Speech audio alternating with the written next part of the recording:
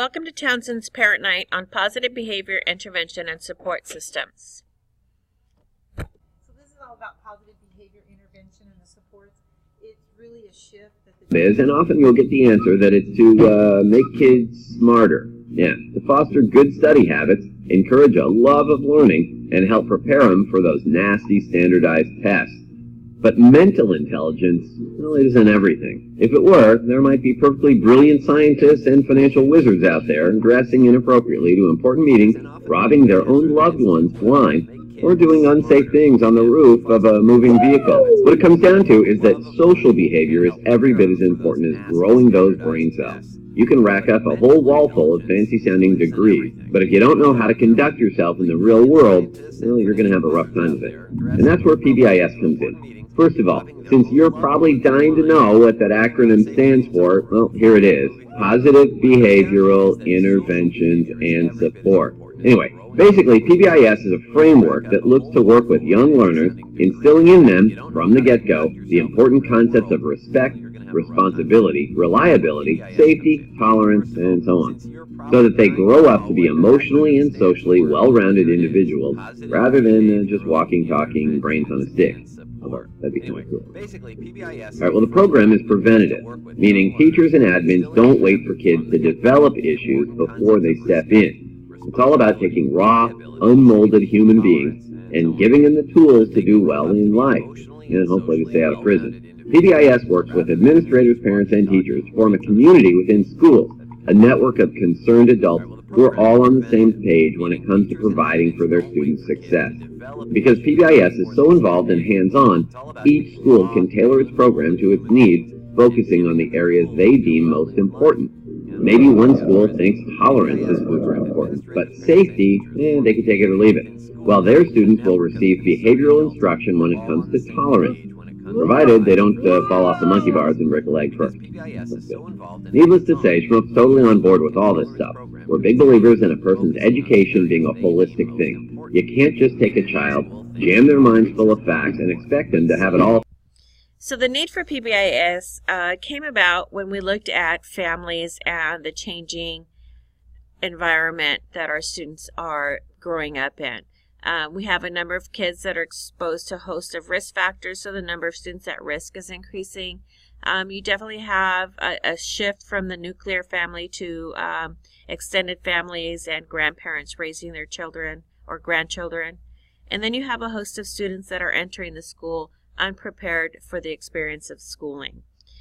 There are also school factors, lack of clarity within school rules, a lack of consistency, and a lack of allowances made for differences and deficiencies. So what PBIS looks like is a program that is defined. Expectations are explicitly taught and practiced in the classrooms and any exterior area of the campus. We use an acknowledgement system consistently, rewarding expected behaviors. During our classroom instruction and outside, our correction of problem behaviors are done in a positive manner, and we use data to make decisions for how to improve and fine-tune the program.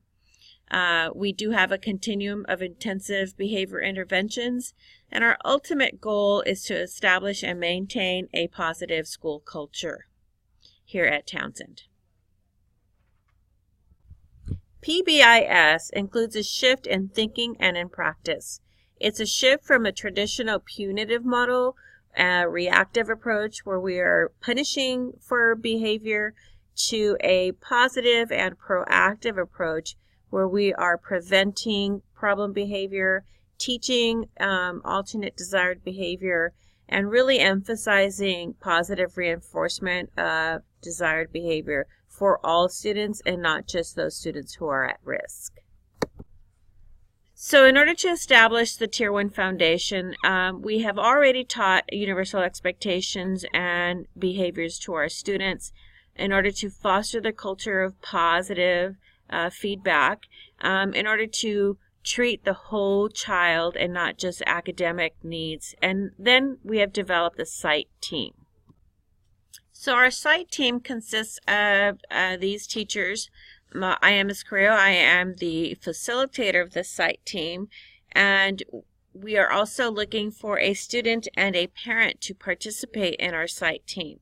What the team does is we're being educated through the County of San Bernardino on a program implementation for PBIS, and then we bring back what we learned to our staff and our students and improve on our action plan. So we're consistently fine-tuning what it is that we need to do to make this program implementation better.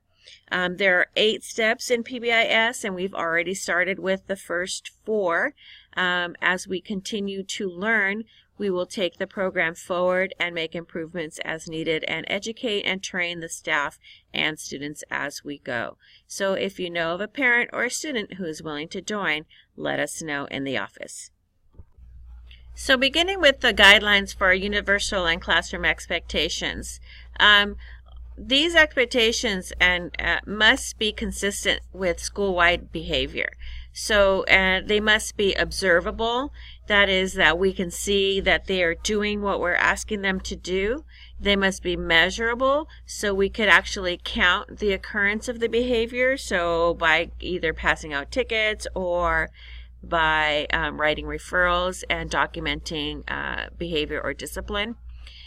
They must be positively stated. So our classroom rules are no longer don't talk, don't run, don't stand up, don't chew gum. They are positively stated as affirmations, as in be respectful, be responsible, and be safe. So it becomes a positive statement as opposed to a negative statement, and really increases those positive relationships with our students. They must also be understandable. We want them to be student friendly so that students understand what it looks like, and as we're explicitly teaching what it looks like, it is in language that they are familiar with and use on a daily basis. And it must always be applicable. So you can always be safe, you can always be responsible, you can always be respectful. So in any situation or building or location in this school campus, any one of our universal expectations and classroom or behavioral expectations can be applied throughout the campus. So they must be observable, measurable, positively stated, understandable, and always applicable. Here we have an example of the lunch table expectations, which are posted out in the lunch area. And it includes be safe, be respectful, and be responsible. So what does being safe at the lunch tables look like? It means keeping your food on the table while you're eating, keeping your backpacks and your feet underneath the table so that people may walk without the possibility of tripping. What does be respectful look like? So listen and follow to adult instructions. Any and all adult instructions. And a good one that we have here is not to let a peer eat alone. So we want to include people who don't have a whole lot of friends and make sure we include the social aspect of those students. And then being responsible, cleaning up after yourself and staying in the designated areas. So these are out there, and this is what lunch table rules look like. So here we have an example of a Tier 1 expectations matrix. It includes the requirements or expected behaviors for the lunch table, the media center, the computer lab, the restroom, the office, the library, and the blacktop. We also have a matrix for each individual classroom according to department expectations. So every one of these areas has explained and taught and explicitly taught behaviors that the students have been presented. We also have a classroom matrix which will cover all of these areas. These were developed with teachers collaboratively, and these are universal, so in any class, in any math class, you'll have the same expectations as you do in any science class, etc. And this is everything that is necessary in order to keep a foundation in our Tier 1 expectations. On Mondays, at the last half hour of 7th period, all of our students participate in our second step curriculum. Our second step curriculum is designed to help students learn social and emotional coping strategies and skills to address bullying, aggression, substance abuse, and just improve their overall success socially in schools. There are 13 lessons covering everything from empathy and communication to goal setting. It includes bullying prevention, emotional management, coping with stress, and substance abuse prevention. So the curriculum is split up over 2 years. In the 7th grade, your students will learn the curriculum on the left. There are 13 separate lessons. And then once they hit the 8th grade, they'll work on the 13 lessons on the right, all of which are part of creating a socially, emotionally together student who learns how to deal with stressful situations. So there is a shift in documentation and discipline at Townsend. We understand that our students are children still, and they're in junior high, and they require multiple opportunities to make good choices. We also feel that it's important that parents be kept informed and be used as partners in our attempts to get our students to make better choices. So there is a partnership between parents and students, teachers, and administrations here at Townsend.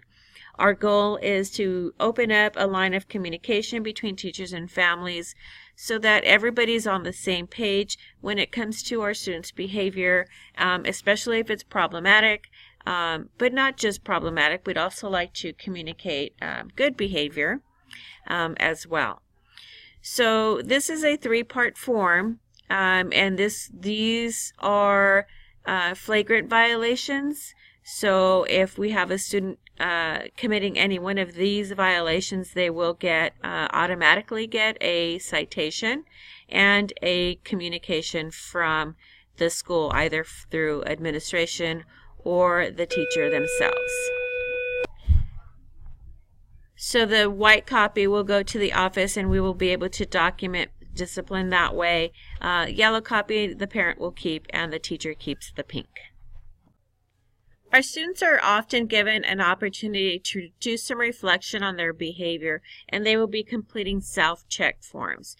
They will be able to have a discussion with the teacher or staff member, reflect on what they did, and then maybe come up with a plan on how to improve their behavior in order to follow our universal expectations of being safe, being respectful, and being responsible. They'll own it, fix it, and then move on.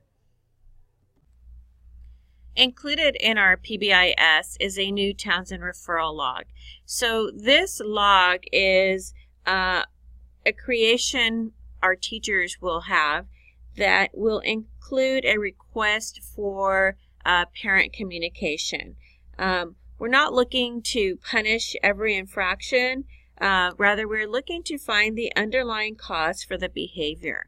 Is this student trying to avoid a class or a particular teacher or maybe a peer? Could they be acting out because of something environmental? Maybe they need a seat change, or they're sitting at a group or with a person that they don't like. It happens. So these parent communications and also include discussions with our students so that we might be able to get to that bottom reason. There is a trial and error here with this particular form as we are learning about our students and building that relationship with them. We may never get to the 4th incident. We may get to the 3rd incident in a day. It just really depends on what is happening in the life of the student, as well as the life of the teacher, and and how soon we can find that true meaning, that true underlying cause for the behavior, and then maybe correct it without having to send the student up for discipline. This form here is the form that we use once a student is referred to administration for a office referral. It includes detailed information about the type of infraction, where it occurred, environmental factors that included, and then it also gives a detailed description of what came before and parent contact, as well as things that we can do to help deal with the behavior. So what's next? We plan on continuing on educating the school community about PBIS using the PBIS team. We're going to further develop our classroom expectations and ensure school-wide common language and consistency in use. We're going to develop a positive school culture by building positive, supportive relationships. And we have monthly PBIS team meetings to monitor trends, plan improvements, and communicate to teachers and families regarding the development of our program and the effects that it's having on our school community.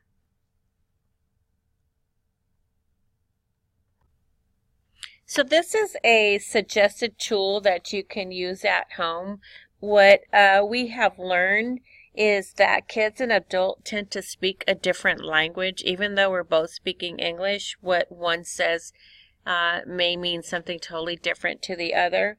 So being clear and explicit regarding your expectations at home really helps to make that communication better and get positive results out of your students.